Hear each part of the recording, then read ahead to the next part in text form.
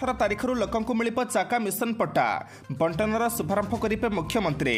ଓଡ଼ିଶାବାସୀଙ୍କ ପାଇଁ ଏକ ବଡ଼ ଖୁସି ଖବର ଆଣିଛନ୍ତି ରାଜ୍ୟ ସରକାର।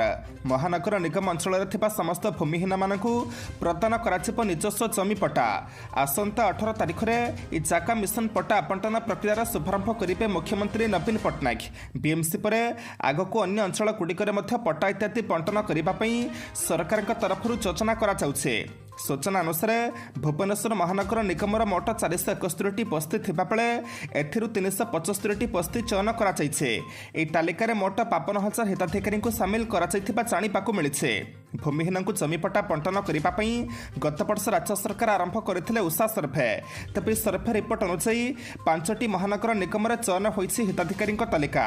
ଏହି ହିତାଧିକାରୀଙ୍କ ମଧ୍ୟରେ 1 ନମ୍ବର ୱାର୍ଡରେ 1400ରୁ ଅଧିକ ବସ୍ତି ବାସିନ୍ଦାଙ୍କ ସର୍ଭେ କରାଯାଇଥିଲା। ସେମାନଙ୍କ ମଧ୍ୟରୁ 1200 ଭୂମିହୀନ ବସ୍ତି ବାସିନ୍ଦା ଏହି ଯୋଜନା ଅଧୀନରେ